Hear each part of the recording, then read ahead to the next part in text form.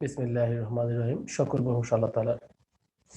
আজকের ক্লাসে তোমাদের স্বাগতম। আজকের যে ক্লাসটা হচ্ছে সেই বিষয়টা হচ্ছে হিসাবের বৈষম্যই। আমরা এর আগেও করেছি নগদ প্রাপ্তি জাবেদা এবং নগদ প্রদান জাবেদা। এর আগে এগুলো আমরা সাধারণ অঙ্কগুলো করেছি। আজকে সেই অঙ্কগুলোর কিছু সৃজনশীল বা ক্রিয়েটিভ কোশ্চেন নিয়ে আলোচনা করব তোমাদের সামনে। তোমাদের যে বিষয়গুলো সমস্যা হবে আমাকে বলবে। যদিও আমি এর আগে এই নগদ প্রাপ্তি জাবেদা এবং নগদ প্রদান জাবেদা সম্বন্ধে একদম বিশাল মানে আলোচনা করা হয়েছে। তার যে আলোচনা করা হয়েছে, আজকের যে আলোচনা হচ্ছে তার চেয়ে অনেক ক্ষীণ। কারণ তুমি জানো সৃজনশীল অঙ্কটা ছোট হয়, আমরা সাধারণত বড় অঙ্কগুলো এর আগেই করে ফেলেছি। Now we can start. আমরা বলতে পারি স্টার্ট দিতে পারি, স্টার্ট বা রিজন। দেখো, ফার্স্ট অফ অল তুমি যদি তাকাও, একটা অঙ্কের দিকে তাকাইলেই তুমি বুঝতে পারবে সাজিদ ট্রেডার্স হিসাব বই হতে 2020 সালের জানুয়ারি মাসে নিম্নোক্ত তথ্যগুলো নেওয়া হয়েছে। এরপরে জানুয়ারি 1 80,000 টাকা মূলধন নিয়ে ব্যবসা আরম্ভ করা হলো। 80,000 টাকা মূলধন নিয়ে ব্যবসা আরম্ভ করেছে। তো বুঝতেই পারছো যে এটা কি হবে। মূলধন নিয়ে ব্যবসা শুরু, নগদ প্রাপ্তি জাবেদা অবশ্যই আসবে, কারণ টাকা চলে এসেছে ব্যবসা প্রতিষ্ঠানে। পুরাতন কম্পিউটার বিক্রয় বোধ পাওয়া গেল 33,000 টাকা, এটাও আসবে কারণ টাকা পাওয়া গেছে। কম্পিউটারটি 50,000 টাকা করা হয়েছিল, বার্ষিক অবচয় 5%। তাহলে মনে রাখতে হবে এই যে আমাদের কম্পিউটার ক্রয় করা হয়েছে এবং অবচয় ধার্য হয়েছে, এগুলো প্রাপ্তি জাবেদার অংশ নয়। ভালো করেই বুঝতে হবে যে এটা কিন্তু প্রাপ্তি জাবেদার অংশ নয়। তাহলে আমি তোমাদের সাথে যে বিষয়টা আলোচনা করলাম সেটা হচ্ছে 33,000 টাকা হচ্ছে আসবে, আর বাকি টাকাটা ভিন্ন কোনো বিষয় আসতে পারে। দেখি আমরা নিচে চলে যাচ্ছি। ফাইভ ম্যান কংক্রিট নিকট হতে 5% বাদটা বাদ দেওয়ার পর নগদে এত টাকা পাওয়া গেল। তাই নগদে এত টাকা পাওয়া গেছে, বাদটাও এখানে আসে।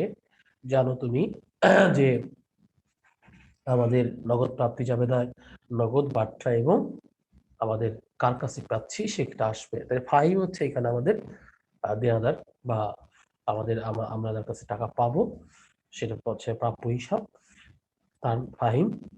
আর হচ্ছে তার কাছে পেয়েছি কত, 23,750। তাহলে আসলে বারটা দিয়েছি কত, এটা কিন্তু আমাদের বুঝতে হবে। 5% বারটা বাদ দেওয়ার পর অর্থ হচ্ছে, বাদ দেওয়ার অর্থ হচ্ছে আমি 95% টাকা বা 100 টাকায় 95 টাকা পেয়েছি। 100 টাকায় 95 টাকা পেয়েছি। আবারও বলছি, 100 টাকা কত পেয়েছি? 95 টাকা পেয়েছি। ফাইভ অ্যান্ড কিন্তু 5% বারটা বাদ দেওয়ার পর নগদে কত পেয়েছি? 23,750 টাকা। মানে 5% বারটা বাদ দেওয়ার পর পেয়েছি কত? আমি 95% টাকা পেয়েছি, আর 5% বারটা দিয়েছি। 95% হচ্ছে ইকুয়াল টু 23,750 টাকা। 5% সমান কত বের করলেই হয়ে যাবে। নগদে পণ্য বিক্রয় হলো 10,000 টাকা। ডাচ বাংলা ব্যাংক থেকে ঋণ নেমেছে 5,000 টাকা। অকেজো কাগজ বিক্রয় করা হলো 200 টাকা। এই যে আমাদের যাবতীয় বিষয়গুলো, এগুলো আসতেছে। ওই দেখছো, আমি বলেছিলাম যে বিষয়গুলো যে অবচয়ের কথা এবং সম্পত্তির যে ক্রয় করেছিল সেই কথাটা এখানে উল্লেখ আছে। কেন? কম্পিউটার বিক্রয় জনিত লাভ বা ক্ষতি গণনা করো। তুমি সাধারণত জানো কোনো অ্যাসেটের লাভ ক্ষতি বা কোনো পণ্যের লাভ ক্ষতি নির্ণয় করতে গেলে একদম সহজ কথা, আমরা বিক্রয় মূল্য থেকে ক্রয় মূল্যটা বাদ দিয়ে দিই। বিক্রয় থেকে ক্রয়, যদি আমাদের দেখা যাচ্ছে বিক্রয় মূল্য 10 টাকা হয়, ক্রয় মূল্য 8 টাকা হলে 2 টাকা লাভ। আবার বিক্রয় মূল্য 10 টাকা, ক্রয় মূল্য 12 টাকা হলে সেটা 2 টাকা লস। এটা বুঝতে আমার মনে হয় তোমাদের লেভেলে কোনো সমস্যা হওয়ার কথা নয়। কিন্তু আমি যে বিষয়টা তোমাদের কাছে মানে বোঝাতে চাচ্ছি, এই যে সম্পদ, এই সম্পদের কিছু অবচয় আছে। দেখো প্রিয় শিক্ষার্থীরা, দেখো যে জানুয়ারিতে কম্পিউটারটি 50,000 টাকা ক্রয় করা হয়েছিল। 50,000 টাকা ক্রয় করেছিল, বার্ষিক অবচয় 500 টাকা। জানুয়ারিতে কত টাকা করেছিল? 50,000 টাকা। একটু খেয়াল রাখো, 50,000 টাকা, বার্ষিক অবচয় 5,000 টাকা। তাহলে আমি কি বলতে পারি না যে আজকে হচ্ছে 2020 সাল, আর আমি সম্পদ কিনেছি কত সাল বলো? 17 সাল। তাহলে 17 সাল যদি আমি পণ্য কিনি তাহলে 17, 18, 19, 20, আমি 4 বছর বলতে পারি যে 17 জানুয়ারি থেকে, আর আমাদের 17 জানুয়ারি থেকে 18 জানুয়ারি 1 বছর, 18 থেকে 19 জানুয়ারি 2 বছর, 19 থেকে 20 3 বছর, 20 হচ্ছে 20 জানুয়ারি থেকে আমার 2020 জানুয়ারি বলতেই আমাদের এখানে ডিসেম্বর পর্যন্ত বলা হয় নাই, তাহলে 3 বছর এখানে আমরা পাচ্ছি। দেখো আবার দেখো, দেখো 1 জানুয়ারি থেকে একদম 31 ডিসেম্বর 2017, 1 বছর। 18 সাল 1 জানুয়ারি থেকে 31 ডিসেম্বর 2 বছর। 19 সাল 1 জানুয়ারি থেকে ডিসেম্বর 3 বছর। আর আমরা 20 সালে জানুয়ারিতে আমাদের অঙ্কটা করছি, তাহলে 3 বছর আমাদের চলে গেছে। তাহলে বার্ষিক অপচয়, বার্ষিক মানে 1 বছর, 1 বছরের অপচয় যদি 5,000 টাকা হয় তাহলে 3 বছরের অপচয় কত? 15,000 টাকা। সহজ, একদম সহজ, না বোঝার তো কিছু নেই বাবা। তাহলে 15,000 টাকা যদি হয়, যে সম্পত্তির এখন বিক্রয় হয়েছে 33,000 টাকা, তাহলে অবচয় তো ওই সম্পত্তি বাদ দিয়েছি, তাই না? ইজি। তাহলে অবচয়টা কি হবে? যোগ হয়ে যাবে 33 প্লাস 15, 33 প্লাস 15। কথা ক্লিয়ার হচ্ছে? সহজ। এরপরে যদি কোষ থাকে তাহলে আমি এই সম্পত্তির ক্রয় মূল্য কত ছিল বাদ দিলে কিন্তু আমাদের বের হয়ে যাচ্ছে, আমরা সেটা পেয়ে যাচ্ছি। আমাদের বিক্রয় জনিত ক্ষতি। দেখো প্রিয় প্রিয় শিক্ষার্থীরা, খুব সহজ। দেখো আমাদের একটু চিন্তা করে দেখলেই বিক্রয় মূল্য উল্টো করে, উল্টো হলে হবে, ক্রয় মূল্য সাথে অবচয় বাদ দিয়েছে 35,000, লস হয়েছে কত? 2,000 টাকা। একই জিনিস, একই জিনিস। বিক্রয়ের সাথে যোগ করলে 15,000 টাকা বাদ দিয়ে 2,000 টাকায় আসতো, একই জিনিস। মানে তুমি যেভাবেই করো না কেন, যেভাবেই করো না কেন ওইটাই আসবে। কথা বুঝতে পারছো? মানে এইভাবে আমি তোমাদের সাথে যেটা আলোচনা করতে চেয়েছি সেটাই বললাম, যে বিক্রিত পণ্যের কম্পিউটারের মূল্য কত, বিক্রিত, দেখো অবচয়গুলো বাদ দিয়েছে, ক্রয় মূল্যটা উপরে দিয়েছে, আর বিক্রয় মূল্যটা উপরে দিলে তাহলে কি হলো, যেটা বাদ দিয়েছে সেটা যোগ হতো, আর যেটা যোগ হয়েছে সেটা বাদ হতো। ইজি, এটা কোনো না বুঝার আমার মনে হয় না কোনো কিছু আছে এখানে, কিছুই নেই, মানে কিছুই নেই। 33 আর 15 হচ্ছে 48, 50 থেকে 48 বাদ দিলে 2,000 টাকা হতো। এবং আমরা কিন্তু ওইভাবেই করব, মানে এভাবেও করব, ওভাবে করতে পারি, যেভাবে তোমাদের সুবিধা বলে মনে হয়। স্যার বই মূল্য মানে কি স্যার? বই মূল্য হচ্ছে যে মূল্যটা আমরা বইতে লিখেছি, মানে এখন আছে, এখন মানে আমার অবচয় বাদ দিয়ে সম্পত্তির ক্রয় মূল্য থেকে অবচয়গুলো বাদ দিলে যে মূল্য পাওয়া যায় সেটা হচ্ছে বই মূল্য বলা হয়। মানে যে বই মূল্যটা বইতে থাকার কথা। কথা বুঝো নাই তুমি? একটু বুঝো, আবার আবার বুঝো। তুমি একটা ফ্রিজ কিনছো, ধরো 50,000 টাকা দিয়ে ফ্রিজ কিনছো, সেই ফ্রিজের অবচয় হচ্ছে প্রতি বছর 5,000 টাকা। 3 বছর পরে ওই ফ্রিজের দাম কত যদি বলে, ওই ফ্রিজের মূল্য কত, তাহলে তুমি 3 পাঁচা 15, 50 থেকে 3 পাঁচা 15 বাদ দিয়ে দিলে যা হবে এই 35,000 টাকা হবে কি ওই সম্পত্তির বই মূল্য, বা ওই সম্পত্তির বর্তমান মূল্য, ওই সম্পত্তির লিখিত মূল্য, ওই সম্পত্তির কি বলা হয়, ফেস ভ্যালু। কথা ক্লিয়ার না? ওই সম্পত্তি 35,000 টাকার সম্পত্তি তুমি বিক্রি করেছো 33,000, তো লাভ হয়েছে কত না লস হয়েছে? 35 টাকার সম্পত্তি, 35,000 টাকার সম্পত্তি বিক্রি করেছো 33,000, লস হয়েছে 2,000 টাকা। কোনো কোশ্চেন আছে বুঝতে? হ্যালো? না স্যার, না। আর আবার বলবো বিষয়টা, দেখো বলবো, এই ছেলেরা বলবো। বলেন স্যার, বলেন স্যার, বলুন। ধরো তুমি একটা ফ্রিজ কিনছো, ফ্রিজ, ল্যাপটপ না ফ্রিজ, ল্যাপটপ কিনেছো 50,000 টাকার ল্যাপটপ। এটা কয় মূল্য না? বলো এটা কি মূল্য? কিনলে কি বলা হয়? ক্রয় বলো, মূল্য, ক্রয় মূল্য। কিনলে কিনলে ক্রয় মূল্য। ক্রয় মূল্য। আর এই ক্রয় মূল্য থেকে অবচয় বাদ দিলে তাকে বলা হয় বই মূল্য বা বহিমূল্য বা ফেস ভ্যালু। কথা বুঝো নাই? এখন তুমি ওই 50,000 কিনছো, এটা ক্রয় মূল্য, 3 বছর ব্যবহার করছো, প্রতি বছর 5,000 টাকা অবচয়, তাহলে 3 × 5 = 15।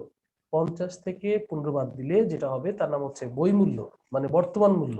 বই মূল্য, বর্তমান মূল্য, ফেস ভ্যালু, লিখিত মূল্য, বহিমূল্য, এটাই বলি না কেন। এখন তোমার 35,000 টাকা মূল্য, এখন তুমি সেই ল্যাপটপটা তুমি 33,000 টাকায় বিক্রি করে দিয়েছো, তোমার লাভ হয়েছে না লস হয়েছে? কথা বলো। হ্যালো, কথা বলতে হবে তো বাবা, কে একজন বলো না। আচ্ছা, আবার আরেকটু বলুন, আরেকটু বলুন, আরেকটু বলুন। আর একটু বলবো। তুমি একটা ল্যাপটপ কিনেছো, ল্যাপটপ, ল্যাপটপ চিনো? দেখছো নাকি? হ্যাঁ স্যার, ল্যাপটপ চিনুন না। হ্যাঁ, আচ্ছা আচ্ছা, ঠিক আছে, চিনছো না? তাহলে এই ল্যাপটপ 50,000 টাকা কিনছো, যখন কিনছো তার নাম কি হয়েছে? ক্রয় মূল্য না? হুম হুম হুম। কি ক্রয় মূল্য না? জি স্যার। ক্রয় মূল্য কত? ক্রয় মূল্য 50,000। 50,000। প্রতি বছর অবচয় হচ্ছে 5,000। তাহলে 3 বছর ব্যবহার করছো, তাহলে 3 × 5 = 15। 15। তার 3 বছর পরে যদি বলা হয় এই ল্যাপটপের মূল্য কত, তাহলে কত বলবা? হুম, 35। কেন? 50 থেকে অবচয়টা বাদ দিয়ে দিচ্ছি, তাই না? কথা বলো। স্যার এখানে কেন অবচয় বাদ দিব স্যার? অবচয় হলে এই সম্পত্তির মূল্য কমে না? তুমি কি যখন ল্যাপটপটা কিনছো তখন 50,000 টাকা কিনছো, তুমি 3 বছর এই পরে এই যে ব্যবহার করছো, এর পরে কি এই ব্যবহার করার কারণে সব মানে কি বলে ক্ষতি হয় নাই? বলো, ক্ষতি হয়েছে কি না হয়েছে? হ্যাঁ হইছে। শিওর না? তাহলে হ্যাঁ। তখন কি 50,000 টাকা বিক্রি করতে পারবা? না না। তাহলে এর জন্য এই সম্পত্তি ব্যবহারের কারণে যে ক্ষয়ক্ষতি হয় তাকে বলা হয় অবচয়। সেই অবচয়টা আচ্ছা। বাদ দিছি, তাহলে 50 থেকে 15 বাদ দিয়েছি কারণ অবচয়, তাই না? কি হয়েছে? হুম হুম 35। সেই ল্যাপটপটা আমি বিক্রি করেছি 33,000 টাকা, তাহলে আমার লস না লাভ? লস। লস। এখানে তাই করছে, শুধু ল্যাপটপের জায়গায় কম্পিউটার দিছে, আর কোনো কিছুই নাই।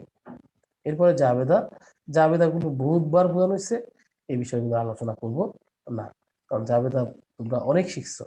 এখন আমি যেটা ওই যে বলেছিলাম একটা বার্তা আছে, 5% বার্তা বাদ দিয়ে সে পেয়েছে কত? যে 23,750 টাকা। মানে 5% বাদ দিলে বেসিক্যালি সে পেয়েছে কত? 95, বুঝেছো? 95 দিয়ে ভাগ 23,750, আর বারটা 5 দিয়ে গুণ দিয়ে দিলেই সহজ হয়ে যাবে, একদম সহজ কিছু, একদম সহজ। এটা সূত্র হচ্ছে, লিখে নিতে পারো সূত্র একবারে, বার্তার হার বা প্রাপ্তি টাকা প্লাস ইন্টু বার্তার হার ডিভাইড বাই 100 মাইনাস বার্তার হার। একবারে সহজ। এভাবেই সূত্রটা, এখানে সূত্রটা করে এই নিয়মে করেছে, এটা আমি তোমাদের লেভেলে অ্যাকসেপ্ট করব না। তোমাদের লেভেল তোমরা বলবা, একদম সুন্দর বলবা। কি বলবা বলো? যে প্রাপ্তি টাকা, প্রাপ্তি টাকা ইন্টু বার্তার হার, প্রাপ্তি টাকা ইন্টু বার্তার হার। অথবা তুমি যদি সেটাও না বোঝো, প্রাপ্তি টাকা ইন্টু বার্তার হার ডিভাইড বাই 100 মাইনাস বার্তার হার। আর তুমি যদি এটাও না বুঝো, প্রাপ্তি টাকা ডিভাইড বাই 100, প্রাপ্তি টাকা ডিভাইড বাই 100, উপরে হচ্ছে ইনটু বার্তার হার, নিচে হচ্ছে মাইনাস বার্তার হার। কথা ক্লিয়ার হয় নাই? এই ছেলেরা খবর না কেন? এই না স্যার, না স্যার, না স্যার, বুঝাই দেন স্যার আবার। সূত্র বুঝে নাই? সূত্র, সূত্র না বুঝে নাই? স্যার। প্রাপ্তি টাকার সূত্র বুঝে নাই? বার্তার হার খাতার মধ্যে লেখো, এইভাবে লেখো, আমি দেখাচ্ছি একটু। চলো স্যার ইতারা। উপরে ফর্মে টেক্সট দেখাচ্ছি। দেখো এখানে দেখে দিচ্ছি, দেখে না, এখানে লিখবা হচ্ছে ডিসকাউন্ট রেট, ডি এই ডি আর লিখলাম, হ্যাঁ ডি আর ইংলিশে লিখলাম ডি আর, স্যার বুঝছো ডিয়ার? হ্যালো ডিয়ার, বুঝছো? ডিয়ার মানে কি স্যার? ডিসকাউন্ট রেট বাট্টার হার। ও মানে শর্টকাট, শর্ট ফর্ম। মানে বোঝানোর জন্য বলছি ডিয়ার, তাই না? আচ্ছা আচ্ছা, অথবা তুমি যদি তাও না বুঝো, আমি একবারে রিসিপ্ট, রিসিপ্ট মানি, রিসিপ্ট মানি বুঝো? না স্যার। রিসিপ্ট মানি হচ্ছে টাকা প্রাপ্তি, মানি রিসিভ বই না, কত টাকা রিসিভ করেছে, রিসিভ রিসিভ করেছে, মানি। হ্যাঁ হ্যাঁ রিসিপ্ট মানি, বুঝছো? ডিভাইডেড বাই, ডিভাইড বাই 100, এটা বুঝছো নাকি? হ্যাঁ শিওর, রিসিভ মানে দিয়ে 100 টাকা ভাগ, হ্যাঁ মানে হ্যাঁ 100% বুঝছো, ভাগ। বুঝছো? আর জি এই যে স্যার। এখানে আছে না, এই মানে যেখানে এটা কি স্যার সূত্র? এটা স্যার সূত্র। এই যে সূত্র হচ্ছে এইখানে মাইনাস, না সরি, ইনটু, ইনটু করে into into into discount rate, into discount, discount rate, আর এইখানে হচ্ছে মাইনাস ডিসকাউন্ট রেট। কথা ক্লিয়ার হয় নাই? এই সাধারণ স্যার। হ্যাঁ, RM equal to R M বুঝো, আর এম, আর এম হ্যাঁ বুঝছো? রিসিভ মানে স্যার। রিসিপ্ট মানে ইনটু ডিসকাউন্ট রেট, আর 100 মাইনাস ডিসকাউন্ট রেট, এটাই হচ্ছে সূত্র। RM money into dear. আর ডিআর মানে ডিসকাউন্ট রেট, এই বড়া, ডিআর হ্যাঁ মানে হ্যাঁ ডিসকাউন্ট ওইটাই রেট। স্যার, ওইটাই স্যার লিখতেছে স্যার। ঘুমায় ঘুমায় আছিস নাকি তোরা? হ্যাঁ না সাড়ে 11টা বাজে। হ্যাঁ স্যার লিখছি স্যার। কি দেখ তো, এটা বুঝছস কিনা বল? হ্যাঁ স্যার, মানে এত কাহিনী, রিসিভ মানি ইনটু এই স্যার, যে receive money into sir discount rate. Receive money হচ্ছে যে টাকাটা পাইছি, স্যার বুঝছি স্যার, বুঝছস? পরদিন তো বুঝাও না বুঝার ডং করতেছে। আর এই যে কাহিনী করা, এই কাহিনী করার সময় নাই, কারণ পরীক্ষা হলে যে সময়টা পাবা সেই সময়টা কিন্তু অন্য কিছু করতে হবে, মানে যথেষ্ট সময় পাবে না। এই 1 টাকা প্রাপ্তি, প্রাপ্ত টাকা এইভাবে দিলে তোমার সময় নষ্ট হবে, দরকার নেই বাবা। This is the policy. Receive money এই যে নিচেটা দেখো, এই যে এই যে রিসিভ মানি উল্টে দিছে, এই যে রিসিভ মানি, হ্যালো, জি স্যার 3,750 বলেন। টাকা, ডি বাই এসে ছিল 100 ছিল, ডিআর ছিল 5%, এখানে ইনটু 5% -% একসাথে করে ফেলেছে। ক্লিয়ার হয়েছে? স্যার রিসিভ মানি 23,750 টাকা। জি জি জি, into discount rate divide by এবার বুঝছি স্যার। আর ডিআর হলো স্যার 5, এই ডিআর 100 হলো দিয়ে ডিআর রে 100 থেকে ডিআর বাদ দিছি। হ্যাঁ হ্যাঁ 95, 5 দিয়ে 23,750 গুণ বা ওটা দিয়ে ভাগ করে 95, যেটা ওইটাই অ্যান্সার। কি হয় নাই? এই তো হ্যাঁ এবার সাংবাদিক বুঝছি, বুঝছস। বুঝছি স্যার। আচ্ছা, অবশেষে বুঝলা না? আচ্ছা ঠিক হ্যাঁ আছে, দেখ আমরা এখন যেহেতু বুঝে গেছি তাহলে টাকাই, হ্যাঁ আমরা আন্ডো দিয়ে দিই, ওই আন্ডো না, আন্ডো না, আচ্ছা আন্ডো দিয়ে দিছি। এখন আমরা যাচ্ছি নিচে, না দেখো তো, নিচে যাচ্ছি, নিচে কি আছে? হ্যাঁ প্রাপ্তি জাবেদা, এর আগেও করেছি প্রাপ্তি জাবেদা বাবা, প্রাপ্তি যে তারিখ, এইখানে প্রাপ্তি জাবেদা অলওয়েজ ডেবিট হয়, তুমি জানো, you know better than me, যে তো এর উল্টা হবে ক্রেডিট। হ্যাঁ সূত্র, ডেবিট নগদ, ডেবিটে হচ্ছে দুটো, একটা হচ্ছে নগদান আর একটা হচ্ছে পত্তবার্তা, আর ক্রেডিট হচ্ছে বিক্রয়, প্রাপ্য হিসাব, অন্যান্য বা বিবিধ, এখানে বিবিধ লিখতে পারো। তাহলে জানুয়ারিতে মূলধন 80,000 টাকা পেয়েছি, কার থেকে পেয়েছি? মালিক থেকে পেয়েছি, তাই অন্যান্য, মালিক থেকে পেয়েছি তাই অন্যান্য। অফিস সরঞ্জাম বিক্রি করেছি, নগদ পেয়েছি, অফিস সরঞ্জাম যেহেতু বিক্রয়, অফিস সরঞ্জামকে বিক্রয়কে বিক্রয় বলতে পারবো না, পারবো না, অফিস সরঞ্জাম বিক্রয়কে আমরা বিক্রয় বলতে পারবো না, যেহেতু এটা পারবো না সেহেতু এটাকে বিবিধ হিসাবে দিতে হবে। প্রাপ্য হিসাব ফাইন থেকে এই যে আমি 3,750 টাকা পেয়েছি, বারটা দিয়েছি কত? 1250 এবং কার কাছ থেকে পেয়েছি ফাইমকে প্রাপ্য হিসাব এখানে বা দেনাদার লিখে দিতে পারো। বিক্রয় করেছি, নগদ টাকা পেয়েছি, বিক্রিতে গেছি বিক্রয়। সো এখন তোমাদের আসতেছি, ব্যাংক থেকে ঋণ নিয়েছি, নগদ টাকা আসবে এবং অন্যান্য টাকায় আসবে। একদম সহজ হিসাব যে নগদ টাকায় আসবে এবং অন্যান্য টাকায় আসবে।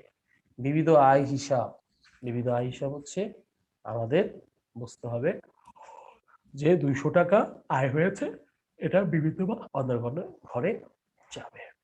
এখন আমি যোগ করে দিব, তাহলে দেখবো যে আমরা ডেবিট ক্রেডিট ইকুয়াল হয়েছে, তার মানে নগদ প্রাপ্তি জাবেদা হয়েছে। এগুলো খুবই সহজ, তোমরা এর আগে দেখেছো বা এখন মোটামুটি বুঝো এটা।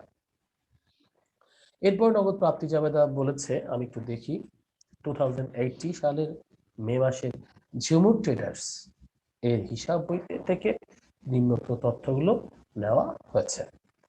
মে ৮০,০০০ টাকার মূলধন নিয়ে ব্যবসা আরম্ভ করা হলো। তাহলে ৮০,০০০ টাকা মূলধন নিয়ে যদি ব্যবসা আরম্ভ করা হয়, সহজ, ভেরি সিম্পল। কি হবে জানো তুমি? ওই যে কোথায় যাবে বলো? নগদ যাবে আর হচ্ছে বিবিধ যাবে। এরপরে হচ্ছে নগদে বিক্রয় করা হলো 15,০০০ টাকা। তাহলে এটাও যাবে কোথায়? তুমি জানো যে নগদে আর বিক্রয় করে ব্যাংকে জমা দেওয়া হলো। এই ধরনের এন্ট্রি সাধারণত আমাদের প্রাপ্তি জাবেদায় আসে না, কারণ হচ্ছে এটা কন্টার মতো হয়ে যায়। কারণ হচ্ছে আমরা এখানে ব্যাংকের হিসাবও করি, আমরা নগদী হিসাবে করি, তাই এই ধরনের লেনদেন সাধারণত আসে না। এরপরে যাও, রহিম পেঁয়াজের চিনি করে 10% বাট্টায় 8,000 টাকা নগদে বিক্রি করা হলো। ভালো কথা, 8,000 টাকা দিয়ে বিক্রি করে দিচ্ছি নগদে, আলহামদুলিল্লাহ, নগদ আর বিক্রয়। এরপরে কি বলছে? ধারে বিক্রি করা হলো, আবার বলছি ধারে বিক্রি করা হলো, এটা কিন্তু কখনোই আসবে না। চড়া বিনিয়োগ এত টাকা পাওনা 5,000 টাকার মূল্যস্ফীতিতে 4,800 টাকা পাওয়া গেল। নগদে 4,800 টাকা যাবে, 200 টাকা বাট্টা এবং প্রাপ্য হিসাবে 5,000 টাকা। রহিম ট্রেডার্সের নিকট হতে চেক মারফত 18,000 টাকা পাওয়া গেল, তাদেরকে 2,000 টাকা বাট্টা মঞ্জুর করা হলো। ভালো কথা, তাহলে আমি চেক মার্ক পেয়েছি, সেটা অবশ্যই নগদের মতো। সো ইকুইভ্যালেন্ট ক্যাশ, তাই নগদে যাবে কত? 18,000। নগদে কত হবে? 18,000, আর বাট্টা 2,000, আর প্রাপ্য হিসাব কত আমাদের? 20,000 টাকা। আসবাবপত্র অবচয় ধার্য করা হলো, এটা কখনোই আমাদের নগদ প্রাপ্তি জাবেদা আসবে না। নগদে বিনিয়োগের সুদ পাওয়া গেল, অবশ্যই আসবে নগদান হিসাব। এবং বিবিধ বা অন্যান্য চেক মারফত ভাড়া পরিশোধ করা হলো, এটা নগদ প্রাপ্তি জাবেদা আসবে না। তাহলে আমি জানি 12 এবং 18 তারিখের লেনদেনের জাবেদা তোমরা পারবে, এটা আমি জানি। এরপরে নগদান হিসাব এবং বিক্রয় হিসাব বলে একটা খতিয়ান করেছে। খতিয়ান, তাহলে নগদের সাথে যেসব লেনদেন জড়িত সেটা এখানে আসবে, আর বিক্রয়ের সাথে যেটা জড়িত বিক্রয় যাবে। এরপরে নগদ প্রাপ্তি জাবেদা, তাহলে নগদের সাথে কি কি সম্পর্ক আমরা জানি। প্রায় সবটা লেনদেনই, যে লেনদেনগুলো নগদ প্রাপ্তি জাবেদা আসবে সেটা অবশ্যই নগদান আসবে। একটা কথা মনে রাখো, যে নগদান হিসাব এবং নগদ প্রাপ্তি জাবেদার মধ্যে আসলে পার্থক্য কোথায়? বেসিক পার্থক্য একটা, যেমন নগদ প্রাপ্তি জাবেদায় নগদ প্রাপ্তিটাই শুধু আসে, প্রদানটা হয় না, কিন্তু নগদান হিসাবে প্রাপ্তি এবং প্রদান দুটাই যায়। তাহলে আমি যদি বলি স্যার তোমাকে বলো নগদান হিসাব এবং নগদ প্রাপ্তি জাবেদার মধ্যে আসলে বেসিক ডিফারেন্সটা কি, তাহলে তো তুমি সহজেই বলতে পারছো যে নগদান হচ্ছে এমন একটি হিসাব যেখানে নগদ প্রাপ্তি এবং প্রদান দুটাই লিপিবদ্ধ হয়, কিন্তু নগদ প্রাপ্তি জাবেদা হচ্ছে এমন একটি জাবেদা বা এমন একটা বিষয় যেটা কি হয়, শুধুমাত্র নগদ প্রাপ্তি অথবা চেক প্রাপ্তি লিপিবদ্ধ করা হয়, প্রাপ্তি প্রদান না। তাহলে আমার মনে হয় তোমরা এই বিষয়গুলো ক্লিয়ার হইতে পারছো। এখন দেখো জাবেদাগুলো দিয়েছে, দুটো জাবেদা, এটা আমরা আগেই বুঝেছি। তাহলে দেখো এখানে সব প্রাপ্তি আছে, প্রদানও আছে। 10 তারিখে প্রদান আছে, সেটাও কিন্তু আসছে, কিন্তু প্রাপ্তি জাবেদায় কিন্তু এই 10 তারিখ লেনদেনটা আসবে না, কখনোই আসবে না, কখনোই না। তাহলে দেখো এখানে কিন্তু সবগুলোই প্রায় ডেবিট হচ্ছে, শুধু একটা 10 তারিখটা আসতেছে। কিন্তু দেখো বিক্রয় জাবেদা ঠিক একই, কিন্তু দেখো 10 তারিখ এখানে নাই। দেখছো এই যে সব আসছে, কিন্তু শুধু 10 তারিখ নাই। 1, 5, 12, 18, 20, 30। নগদান বইতে যাও, নগদান বইতে যাও তুমি, দেখো 1, 5, 10, 12, 18, 30, শুধুমাত্র 10টা এদের সাথে কম পড়ে নাই। 2, 5টা, ঠিক ওখানেও 5টা, ওখানে 6টা, আর এখানে হচ্ছে দেখো 5টা হচ্ছে। দেখো 1, 2, 3, 12 তারিখ হিসাবটা আসতেছে, ওখানেও 12 তারিখ হিসাব আছে, ওখানেও দেখো আছে 12 তারিখ হিসাব। এসো আমরা 10 তারিখে যে টাকাটা আসছে সেই টাকাটা আমরা এখানে পাচ্ছি না।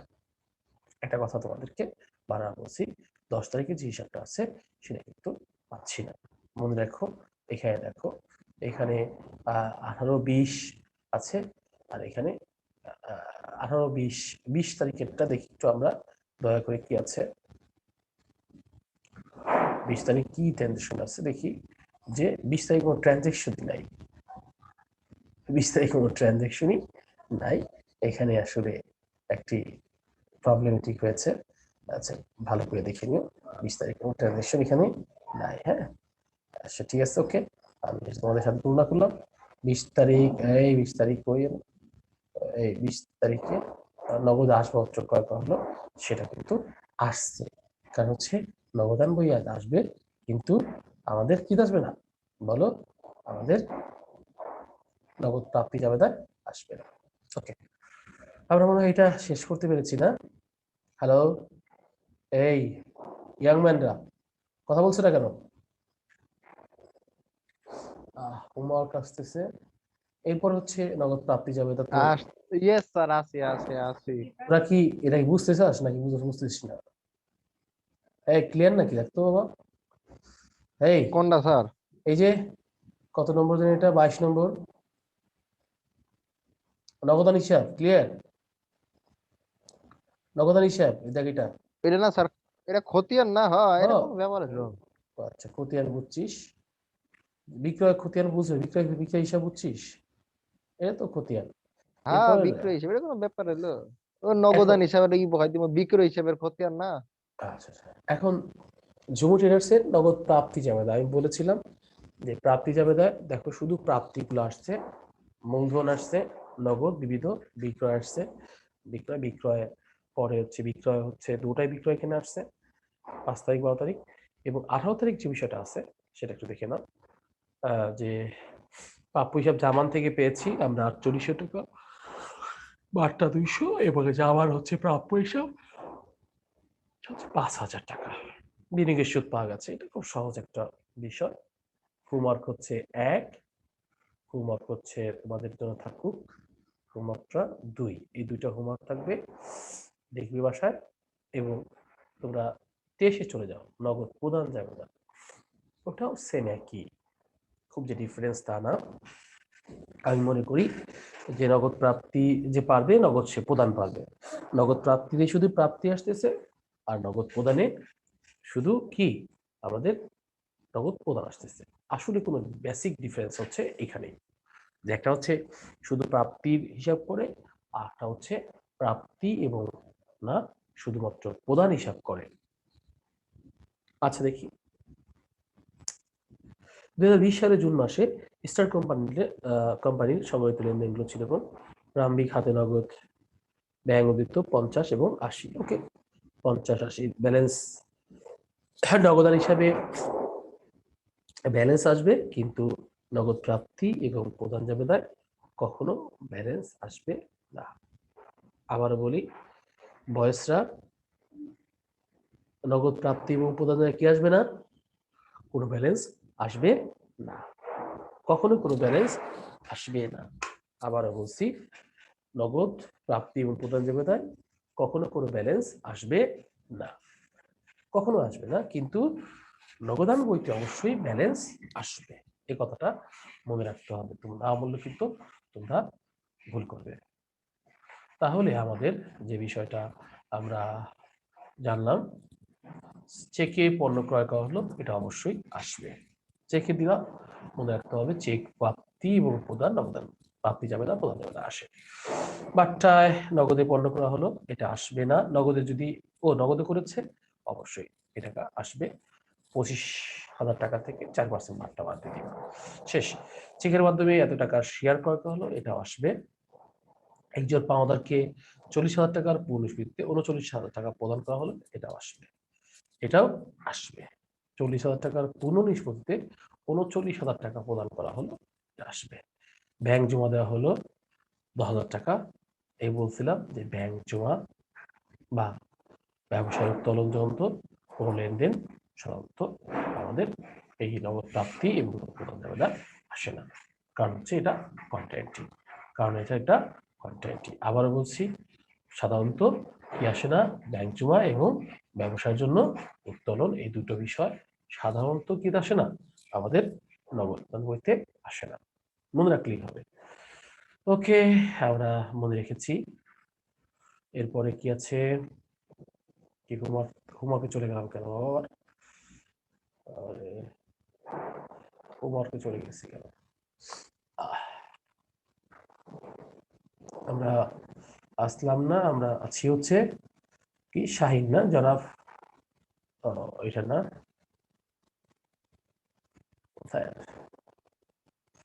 এটা আছি না, চেকের মাধ্যমে গেল এটা। এরপরে আমাদের পাওনাদার কি আছে, ব্যাংক জমা আসবে না, পাওনাদার কি এটা গেল, ব্যাংক জমা দেওয়া হলো, এটা আসবে না, 4% গেছে। এরপরে হচ্ছে আমাদের নগদে আসবাবপত্র ক্রয় হলো, এটা অবশ্যই আসবে। সঞ্চয়পত্র ক্রয় হচ্ছে, এটা আসবে। সুদ পাওয়া গেল, এটা আসবে না, সুদ পাওয়া গেছে, কারণ হচ্ছে প্রাপ্তি এটা। এবং শেয়ার এত বিক্রি করা হলো, এটাও আসবে না, কারণ হচ্ছে প্রাপ্তি। পাওনাদারকে এত টাকার চেক প্রদান করা হলো, অবশ্যই আসবে, অবশ্যই আসবে। এভাবে 30শে জুন তারিখে বার্তার পরিমাণ, ওই যে আগেই বলছিলাম, একদম সহজ বলেছিলাম, মনে আছে কিনা তোমাদের? প্রাপ্তি বা প্রদান যাই হোক না কেন, প্রদান কত টাকা, 19,000 টাকা। 19,000 টাকা ডিভাইড বাই 100, উপরে হচ্ছে ডিসকাউন্টেড গুণন, নিচে হচ্ছে ডিসকাউন্টেড মাইনাস, এই আলোচনা দিলেই আমাদের কি বার্তা চলে আসবে। এরপরে জাবেদা সম্বন্ধে তোমাদের পর্যাপ্ত নলেজ আছে, আমরা এত বেশি জাবেদা করিয়েছি যে তোমাদের মনে হয় একটা বিষয় এখানে ভুল হওয়ার কথা না। নগদ প্রদান জাবেদা, দেখো প্রদান জাবেদা কি আছে, দেখে যে দেখছো, ওই যে আমি আগেই শিখাইলাম, বিনিয়োগ ব্যাংক এটা গেছে, তো বুঝেছো, এটা দরকার নেই।